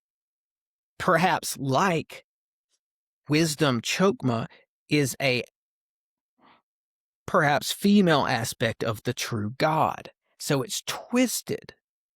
You always got to look out for the twist. I don't know. Does that make sense? Yeah. And I'm wondering, and really like what I get the most out of all this, the most significance out of these conversations is like, how is it going to play out with the Antichrist? Because I think the Right. Antichrist, right? The Bible refers that this Antichrist is not going to have any want for women or not going to have a wife, whatever, right? We've all kind of heard this. But that doesn't mean like he's not going to be have a consort of something. Meaning it's a state of union when you marry things together, right? And so if the Antichrist is to have, because here's the thing with ancient Babylon, Semiramis gave birth, right, to Tammuz. She also married her son because it was the spirit of her husband. Okay. So they unionized again, right? So my point is where does the divine feminine come in with the Antichrist? What does that union look like? From my perspective, it seems like it can appear like this man of sin that dies, comes back to life, and is able to manipulate the forces of the universe. And if that's the union right there, and there's so much context of Sophia and this divine feminine being a force, then is that what that looks like? But then you got to kind of bring in artificial intelligence. You got to bring in the image of the beast concept, and you got to kind of put that together with this idea. And that's kind of my mindset with a lot of this. And that's the direction I think with a lot of these things. So I'm curious with what we've talked about in this episode and how we've covered things, throughout history, that there's like always a consort between male and female, right? Of these pagan gods. It's got to look like something of that in the future. It's not going to look exactly like that. It's going to be different, but I don't know. Yeah. Yeah. So you and I a while back were exchanging some text messages about this. And I have a couple of those pulled up. I don't know. This is one of the ones you sent me, and I think it's cool. It fits into this episode. You said Ashtaroth was known for helping nations during wartime. With this logic at a bigger scale, that fits into the Gnostic narrative about Sophia helping us against the demiurge. And you're, just saying that that's an interesting connection. I thought that was a cool text. It kind of got this conversation started, if you think about it. And, and I think what I was saying back to you in response to that was that, Ishtar was depicted with 3 sword-like weapons on each shoulder, and a lot of these old reliefs, right? And that fits into this goddess of war thing, I think, as well. And there's a relief on the Iran-Iraq border where you see Ishtar on the battlefield fighting alongside of this king, is a real king named Anu Banini. And Ishtar is presenting men in chains to King Anu Banini. Like, she came down here and fought battles, is what this relief suggests. And like took captive some of the enemy forces and brought them to the king, and they had some sort of a relationship worked out. How deep do you want to go with this thing, right? Because this thing goes deep. But I think it's interesting, like, with the Sophia thing, to wrap that up. I am trying to be careful, believe it or not, with my words and my thoughts and how I present ideas with that. I've had people send me hate messages about talking about Sophia. I've mentioned it in the past on shows, and I've had people come after me for talking about her, Really? cussing me out, threatening me, all kinds of crazy stuff. So I'm just like, wow, man, I didn't know this was such a. I guess it's a topic that's heating up. I guess. Hmm. I was just looking up here, and I searched all goddesses holding baby throughout history. And it gave me this AI overview, and it says goddesses holding babies appear across cultures as symbols of fertility, protection, and nurturing, often termed. I'm not going to read that word, but basically, you got Isis, um, Taret, you got Hariti, all these goddesses that are holding this little baby. Um, and again, I mean, who's the baby? Like, I believe that's Antichrist. Like, the baby is the. Now, here's the thing, right? I know I was saying this earlier in the show. I didn't get to finish it, but it was the Bledsoe predictions and the prophecies. But he says that this alignment is going to happen in Easter, around Easter in 2026. Right. So that's like that's that spring, right? That's what you were saying earlier, that we're getting into like fertility. And Mhm. do you think this is like, is the Antichrist about to be birthed and we just have no idea, but this is like how we see it now and in this time frame? I don't know. I'm just throwing this out Yeah, there. I mean, And the look at star Regulus is that star that's to rise, right? Is it's always blue. Bledsoe says, he's like, it's always blue, which Venus is always blue, and he's like, mm, this time it's going to be red. And so I don't know if he is referring to Venus, because he doesn't know exactly. He just was told a star in the system of Regulus, whatever. But what if it's Venus?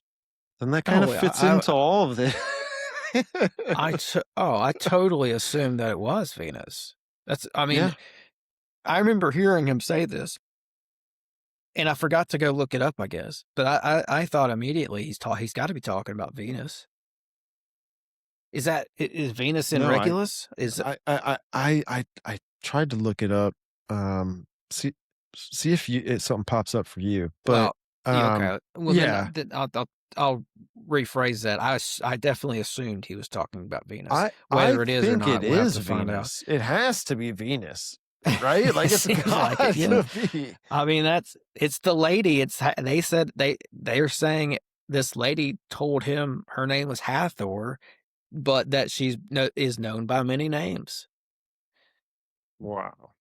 Man, and is this setting the stage, as it were, for the Antichrist? Well, when I go back through and I look at some of these passages in Isaiah, like Isaiah 30, when it talks about this is an oracle, this is prophetic, buckle up, because this, and then it literally says, this is things to come.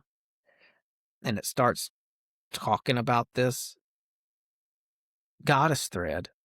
I think that she's definitely closely associated with this Antichrist for sure. Yeah. You know what's wild is it says Space Delta 18 emblem. And this emblem is it's the National Space Intelligence Center emblem, pretty much. And it's a triangle. In front of the triangle is the Sphinx, and the Sphinx is looking up at the Star of Ishtar. Oh yeah. I've seen them. Yeah. Oh man. Wild, man. It's Okay. wild. Once you figure out, and once you kind of get it in your vocabulary, you get the symbolism in your vocabulary, so to speak. Like you know what Mhm. the 8-pointed star of Ishtar is. And then you find out, oh, there's another star too. It's not always 8 points. Sometimes it's 5. Well, Because 5, because yeah, 5, that 8-year cycle the where 8-year, the cycle of Venus across the 8 years of the Earth cycle Mhm. Yeah. makes a 5-pointed star, or a pentagram, Yeah. I've even heard someone or a say pentagon, I because inside of a yeah, pentagram is a pentagon, and we have the Pentagon in right. DC. I've had which someone is say, Columbia, the dove, District of yes, Columbia, the dove, Columbia, the yes. goddess. Yeah, people say that the Oh, symbol of Ishtar is the pentagram. It's just it's a y- different. like a modified, yeah. Yeah, yeah. Um, you've got the 5-pointed stars on the flag. I won't go into that because I got some heat from that last time I talked about it. I think what happens is, man, because I mentioned this earlier, like I'm trying to, like, I feel like I've got to present all my source material now on shows because I've got these haters on haters online, and I think what's happening is like, Uh, where'd you read that? yeah, I know, dude. What is I that? saw that and I was like, Well, oh I think gosh, I oh know, no. I know, right? And I don't want to like It's like I love all go those guys. It's like, specific. come on, man. Yeah. I didn't want to get specific about. I've garnered a lot of hate online, and I think what it is when you talk about something that somebody's never heard before. Some people just do not react well to that. hmm Well, it could be also there's trigger words that will Too, yeah, turn the two. tune turn people off or tune them out of a Hmm. conversation. Um, and as podcasters, that's something at least we learn. I think we learn early on in the game. It's like, dang, I did have the I thought he was thinking this and he really wasn't. But you got to hear people out and let people explain themselves and stuff, man. Um, Yeah. So yeah. right, right. I don't want to. I don't want to forget this Which I hope part. people have patience with me too on this show. Yeah.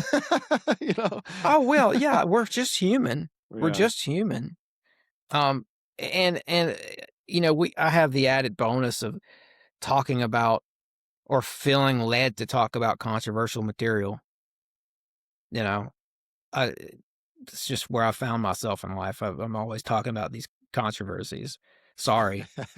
I don't know why that is, but that's just, and Uh, you try to be elegant and have style and grace, and it's a constant battle yeah. to do that. Yeah. What I wanted to bring up though before I forget was this passage of scripture that you showed me, which is fire. Um, and it's Zechariah 5, chapter 7. And by the way, I got to give you credit for this because I forgot to give you credit when I was on Nephilim Death Squad. I brought this passage up, but I think I shouted you out earlier in the episode anyway. Oh, But that's all good. Yeah. No, yeah. officially, Appreciate you, bro. You're good. you showed me this passage, and this is wild, dude. It's It's there. Zechariah 5, 7 through 11. And behold, there was lifted up a talent of lead, and this is a woman that sitteth in the midst of the ephah. And he said, this is wickedness, and he cast into the midst of the ephah, and he cast the weight of the lead upon the mouth thereof. Then I lifted up mine eyes, and I looked, and behold, there came out 2 women, and the wind was in their wings, for they had wings like the wings of a stork, and they lifted up the ephah between earth and heaven. Am I saying that right? Epa? Uh, Ephah Epa? or is it? E- Ephah? It, So I it had to might look be. It this might. word up, It by the might. way. It's a weird word. So I lifted up the ephah between earth and heaven. And then I said to the angel that talked with me, whether do thou bear this? And he said unto me, to build it a house in the land of Shinar, and there it shall be established and set there upon her own base. Now, that sounds like what in the world is happening here? That's the KJV version that I just read. When I went and read my version of the New Revised Standard Version, it made a lot more sense to me. And plus, I looked up that word EPA. It's EPHAH. I didn't know this word, but when I looked it up, it means covering or darkness, like a Mm-hmm. cloak. And when I'm trying to find it in my Bible, and I, I'll find it in a minute. I lost my place with Zechariah. Zechariah 5, right? Yeah. I'm gonna go Here we to go. it Got too. it. I got it. I got it. I got it. Here we go. So it through 11. I'm lost too, dude. I'm trying to find this thing. I'm word searching, Oh, so. the angel who talked with me came forward and said to me, "Look up and see what this is that is coming out." Then I said, "What is it?" He said, "This is a basket coming out. This is their iniquity in all the land." And then a leaden cover was lifted, and there was a woman sitting in the basket. So this is the exact same passage, just in a different Bible, right? Mhm. So you get this symbolism. He's being presented. It's like a bushel or something. There's like a cover of this thing, and there's this woman in the basket, and the angel says, "This is wickedness." So he thrust her back into the basket and pressed the lead weight down on its mouth to like close it off, right? And then I looked up and saw two women coming forward. The wind was in their wings, and they had wings like the wings of a stork. They lifted up the base of the basket between earth and sky. Then I said to the angel who talked with me, "Where are they taking the basket?" And he said to me, "To the land of Shinar." By the way, this is Babylon, to build a house for it, Babylon. And when this is prepared, they will set the basket down there on its base. So what you have is a woman in a basket. Zechariah's like, "Whoa, there's a woman in there." The angel closes it up and says, "That's wickedness." Mhm. Two angels come down and get the closed up basket, take it up to the firmament. And he asks, "Where are they taking this?" And the angel goes, "To the land of Shinar, for it's going to be put in this place that is prepared for it." That's Babylon. Mhm. Yeah, dude. Yeah. Yeah. And wickedness, Now, the woman whose wickedness is the goddess Babylon, if you ask me. yeah, and you know what's funny, man, is when I had that dream of the lady attacking me, you know, she had wind in her she had wind in her face. There was wind blasting Mm-hmm. towards her. And when I read that, right, I think this is pointing towards the lady. I think this is pointing towards the divine feminine and it being actually the foundation of empires, right? So it's kind of like what we can get Right. from that. Um, Mm-hmm. but when it said that there was wind at her wings, it made me think of maybe in my dream was there a connection to what I just went through? Was I just being attacked by the divine feminine that has started empires thousands and thousands of years ago? And it got me. Like it interacted with me in this reality. That was kind of wild, and it's the wind thing that got me. I'm like, it was unnecessary for the wind to be blasting in this lady's face that was trying to scare me. So I don't know. Maybe there's some connections with Mm-hmm. all that, and that's when really you got me into the topic. You got me into researching it and digging into it, and layer by layer, I was like, my gosh, it's all real. It's all there. There's a Yeah, lot to it. I think, There's something to this.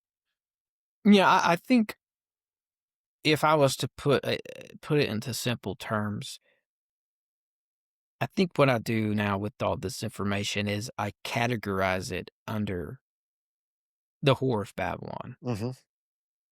That's where this is for me. Yeah. That's a great point, man. It- yeah, and it does. I mean, there's constant goddess connections to empires, constantly too. Just to touch on something you said there. I mean, what is it? Aeneas, uh, real figure in history from what I could tell. What he did was he founded a city. They called it the Long White City. It was in Italy. There's this big city up on top of a mountain. Aeneas founds that. Aeneas has a son named Brutus who founded New Troy. So these guys were city builders. Brutus founded New Troy. New Troy goes on to become London, what we call today London. Aeneas's mom was Aphrodite, Hmm. which reminds me of the old Hittite legends that Asherah was having children, and they called her a progenitress. And depending on which Hittite legend you read, sometimes they'll say it's like somewhere between she had 75 to 85 kids. Asherah herself had kids, and they became these priest kings who went out and founded these city states like London, which technically it is a city state if you look at the banking sector. Um, so yeah, man. Oh, and Europa, similar story. Europa or Europe is named after Europa, who is a a female priestess slash goddess of Phoenicia with strong ties to Ishtar. Europe itself, Mhm. right? Crazy, I man. wanted to ask you this, man, because this is something that I've been digging into too. And this might just be something I'm picking from predictive programming or what's being shown in movies. I've seen a connection with when they project artificial intelligence and show us what that's to look like in the future or whatever. The artificial intelligence is always a woman. The AI is always a woman. In Metropolis, it was Maria. In Blade Runner, it was Rachel. In iRobot, it was Vicky. In Eagle Eye, it was what's her name, right? So Mm. I wanted to ask you about that, man. Do you think there's a connection with um this right divine feminine aspect of what we've been getting into and artificial intelligence? Wow, that's an interesting observation, and it's funny because whenever I've gone to do AI art, or I put in a prompt and ask AI to make me art, and if the prompt is to make an AI entity of some sort, or give me a being that represents AI, it usually does come out female. That is very odd. Wow. Yeah. Something weird, man, to Now, me. but hey, man, to answer your question, like, wow, way to open up a can right now at the end here, bro. I Yeah. mean, that's I'd have to break that down in an episode. I think go into all my AI stuff, my technocracy, singularity stuff, and specifically look for traces and threads of the divine feminine. But I'm sure it's there. I'm sure it's Yeah. there. Yeah, there's Nothing something there. comes to mind, but It's, I'm sure as soon as I get off of the call, I'll be like, "Oh, all right, like, "Oh, dang, dude, let me call him back real yeah, quick." Yeah, I think there's something to that too. You know, I don't know exactly what it's to look like with artificial intelligence and them being further beyond artificial super intelligence. Like that, I don't have the imagination for that, so I don't think anyone really does. Um but if they're trying to if if the beginning of artificial intelligence has a connection to creating homunculuses and golems, it seems like they want to try and create life, but then teach it what they call phenomenal consciousness, which is like what I just saw in the movie Mercy, by the way, like last week for Valentine's Day. The whole point of the movie was to show you that artificial intelligence uh, is not perfect, and you should be empathetical, like, or you should show empathy, right, towards artificial intelligence. And its process going through the whole movie, it started to learn emotions. So that fits into kind of like synthesizing this AI to some sort of singularity to where now it is alive.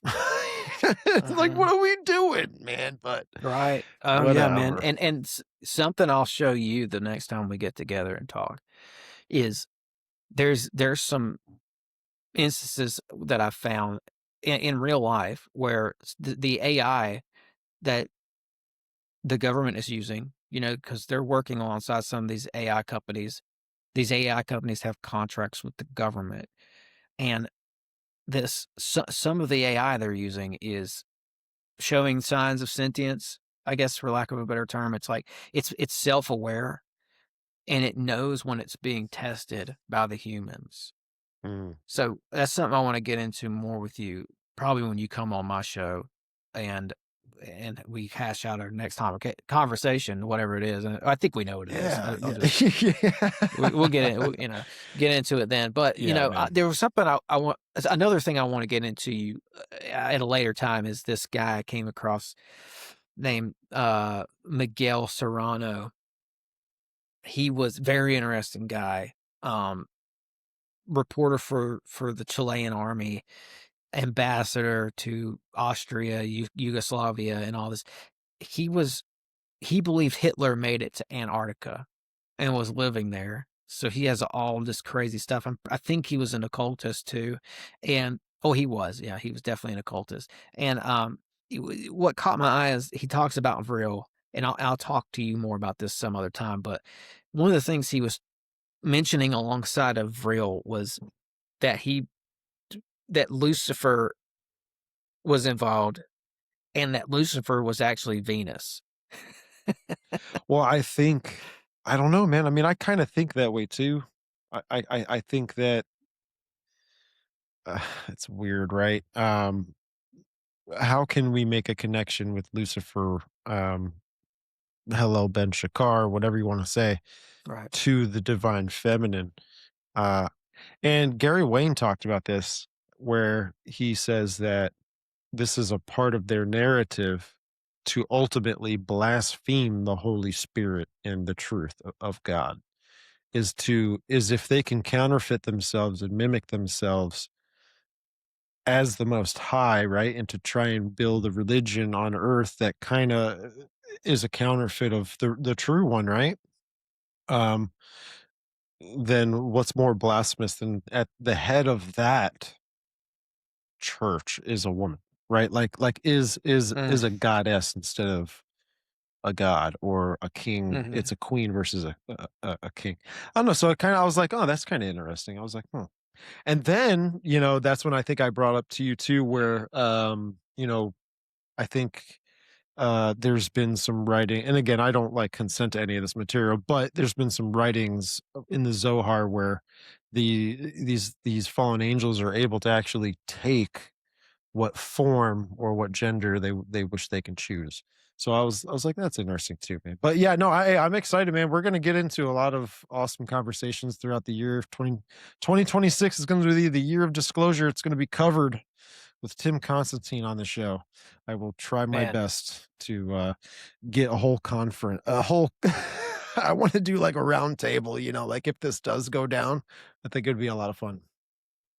Yeah, yeah, it's buckle up. I mean, this Buckle up, was grab your Bible. I didn't see it coming. I'll be honest with you. I didn't see this much stuff in this year in how rapid it's been unfolding. I didn't see any of that happening. I knew it was going to be weird. I think a lot of us had the feeling going into this year that it was definitely going to be weird, but I expected it to be spread out.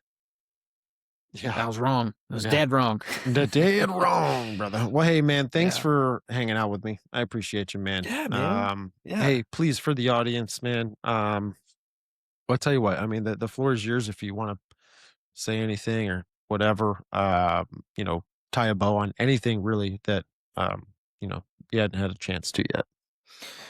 Yeah. Thanks for having me on. As always, again, man, I appreciate it. Thanks for hearing all my crazy ideas and yeah, dealing with me.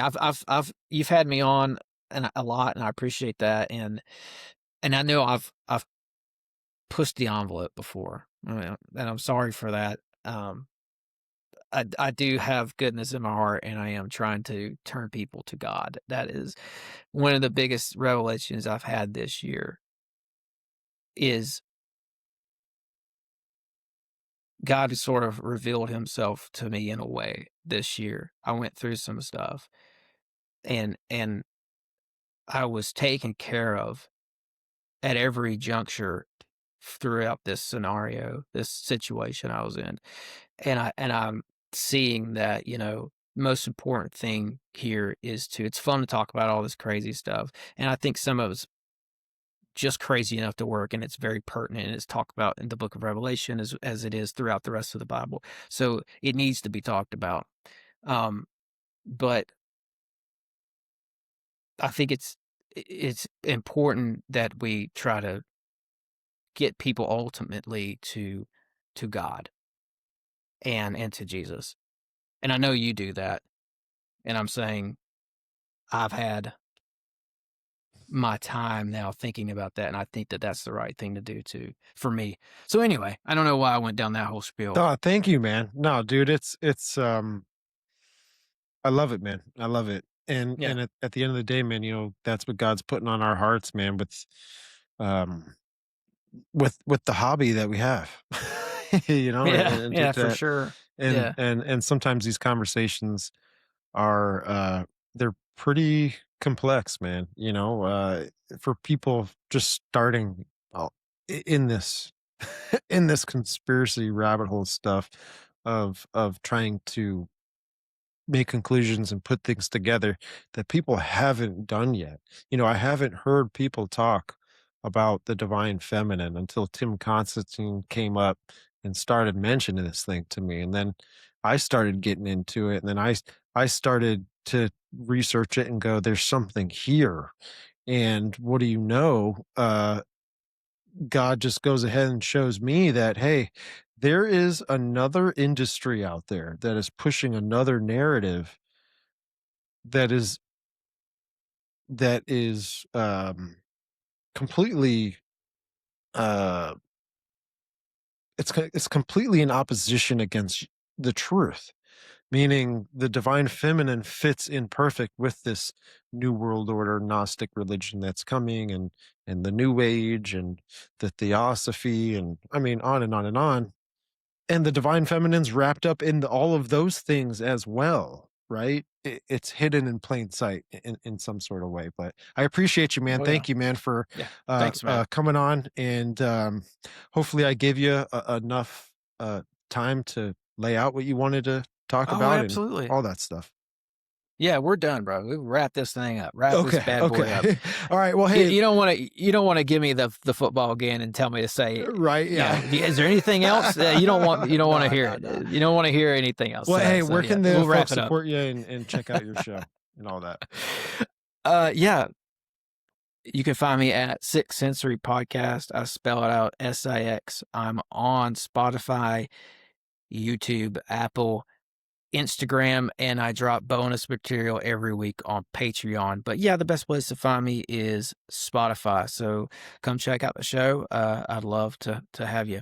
Cool. And thanks again for having me. Yeah, bro. yeah, love it, man. Folks, listen, I'm not going to do a debrief this episode, but if you're still with us, appreciate you, love you. If you want to support the show, hit the subscribe button. Check us out on audio platforms and social medias. But got nothing but love for y'all, folks. Thank you again, and I'm going to see you next time.